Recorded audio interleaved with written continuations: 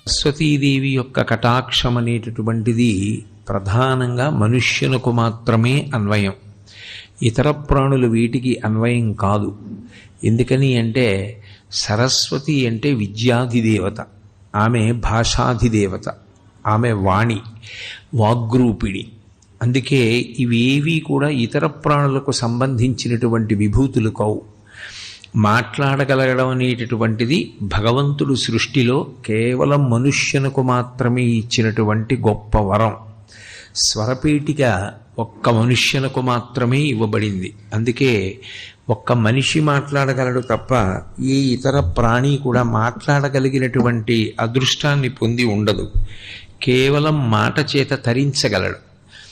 రెండు, శాస్త్రాన్ని గురువుని ఈ రెండిటిని ఆధారం చేసుకుని శ్రద్ధాభక్తులతో